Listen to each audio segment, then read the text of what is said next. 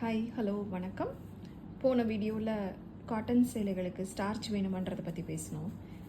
இன்றைக்கி நான் பட்டு சேலைகளை பற்றி சில சுவாரஸ்யமான விஷயங்களும் எப்போல்லாம் பட்டு சேலை கட்டலாம் அப்படின்ற ஒரு என்னுடைய அனுபவத்தையும் நான் உங்களோட பகிர்ந்துக்கணும்னு நினைக்கிறேன். நான் பிரியா சாரி ஸ்டோர், சனவனம்பட்டி, கோயம்புத்தூர்லேருந்து.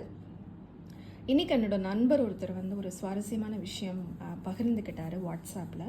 இது நம்மளுடைய தமிழ் நியூஸ் பேப்பரில் வந்த ஒரு அழகான விஷயம். பட்டுக்கு இயல்பாகவே negative forces are negative charges, negative waves, நம்ம அதை எப்படினாலும் சொல்லலாம். தமிழில் அதிகம் கூடும் இடங்களான ஒரு திருமண வைபவமாக இருக்கலாம், ஒரு கோயிலாக இருக்கலாம். நம்ம நிறைய பேர் அந்த இடத்துல நம்மளை சுற்றி பார்க்குறோம், சந்திக்கிறோம், நம்மளை தாண்டி போகிறாங்க. அவங்க யார் என்னன்னு நமக்கு தெரியாது. ஆனால் அவங்களுடைய எண்ணங்கள் நம்மளை சுற்றி அலைகளாகவே இருக்குன்றது சயின்டிஃபிக்காக ஒரு ப்ரூவ் பண்ணப்பட்ட ஒரு விஷயம். அலைகளை நம்ம கிட்ட அண்ட விடாமல், பக்கத்தில் வராமல் பார்த்துக்கிறதுல ஒரு பெரிய பங்கு இருக்கிறதா நான் தெரிஞ்சுக்கிட்டேன். அதனால தான் கல்யாணத்தில் கூட மாப்பிள்ளைக்கும் பெண்ணுக்கும் பட்டு ஆடைகளை உடுத்துறாங்க. நிறைய நேரம் கோயிலுக்கு போகும்போது பட்டு உடுத்திட்டு போங்க அப்படின்னு சொல்கிறாங்கன்னு சொல்லி ரொம்ப ஒரு சயின்டிஃபிக்காக ஒரு விஷயத்தை நான் இன்றைக்கி தான் சில்க் பற்றி படித்தேன். ரொம்பவே பிரமிப்பாகவும் இருந்தது. இப்போ பட்டு சேலைகள் நம்ம எப்போ கட்டுறோம் அப்படின்னு பார்த்தோன்னா, இப்போ நான் சொன்ன மாதிரி ஒரு திருமணத்துக்கு போகும்போதோ ஒரு நிகழ்ச்சிக்கு போகும்போதோ மட்டும்தான் நம்ம உடுத்துகிறோம். மற்ற நேரம் அது நம்மளுடைய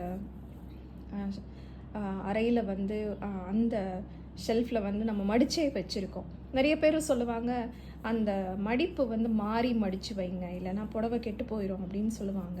அப்போ மாற்றி மாற்றி மடித்து வச்சிட்டு இருந்தால் மட்டும் போதுமா? அதை உடுத்த வேண்டாமா? எப்பெல்லாம் புடவைகள் உடுத்தலாம்?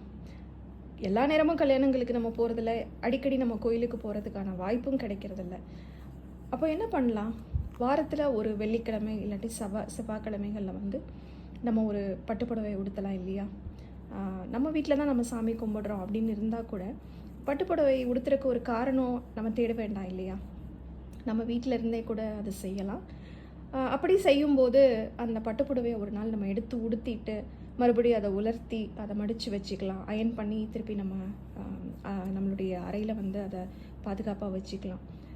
இதுவே வேலைக்கு போகிறவங்களா இருக்கீங்க, உங்களுக்கு புடவை கட்டுறது ஒரு தினமும் ஒரு வேலையாகவே இருக்குது அப்படின்னு இருக்கிறவங்களுக்கு ஒரு வெள்ளி செவ்வாய்க்கிழமைகளில் நீங்கள் காலையில் பட்டுப்புடவை கட்டிட்டு போகலாம். ரொம்பவே நமக்கே ஒரு மனதுக்கு ரொம்ப அமைதியாகவும் தெய்வீகமாகவும் இருக்கும். காலையில் எழுந்திரிச்சு பட்டுப்புடவை கட்டுறதா வாய்ப்பே இல்லை அப்படின்னு சொல்கிறவங்களுக்கு ஒரு சின்ன டிப். நம்மளுடைய முந்தியில் எடுக்கிற ப்ளீட்ஸ் இருக்குது இல்லைங்களா, மேலே எடுக்கிற ப்ளீட்ஸை நீங்கள் முன்னாடியே எடுத்து வச்சிட்டிங்க அப்படின்னு சொன்னால் மறுநாள் காலையில் உங்களுக்கு பாதி வேலை மிச்சமாயிரும். நீங்கள் எப்பயும் போல் சாரி கட்டிட்டு இந்த மேலே எடுக்கிற ப்ளீட்ஸ் ஆல்ரெடி எடுத்து நீங்கள் ஊக்க போட்டு வச்சுருந்தீங்க அப்படின்னா நீங்கள் அதை உங்கள் தோல் மேலே போட்டு அந்த ஊக்க நம்மளோட ப்ளவுஸோட பின் பண்ணிவிட்டு நம்ம டக்குன்னு சாரி கட்டிட்டு கிளம்பலாம் இல்லைங்களா? ஸோ இனிமேல் உங்களுடைய பட்டுப்புடவைகளை அப்படியே பாதுகாத்து வைக்காமல் அடிக்கடி உபயோகிக்கிறதுக்கு ஒரு வாய்ப்பு ஏற்படுத்திக்குங்க. ஏன்னா பட்டு நம்ம நினைக்கிற மாதிரி ஒரு ஆடம்பர பொருள் மட்டும் இல்லை, அதில் ஒரு அழகான விஷயமும் ஒளிஞ்சிருக்கு. அதை நான் உங்களுக்கு இந்த வீடியோவோட ஆரம்பத்துலேயும் நான் சொன்னேன். நீங்கள் உடுத்துனீங்களா? உங்களுக்கு இந்த விஷயம் பிடிச்சிருந்ததான்னு சொல்லி கீழே கமெண்ட்ஸில் ஷேர் பண்ணுங்கள். இந்த வீடியோ உங்களுக்கு உபயோகமாக இருந்தது அப்படின்னா உங்களோட ஃப்ரெண்ட்ஸ், ஃபேமிலி கூட ஷேர் பண்ணுங்கள். என்னுடைய சேனலை சப்ஸ்கிரைப் பண்ணுங்கள். என்னுடைய ஸ்டோர்லேருந்து நிறைய சாரீ கலெக்ஷன்ஸும் நான் உங்களுக்கு காட்ட போகிறேன்.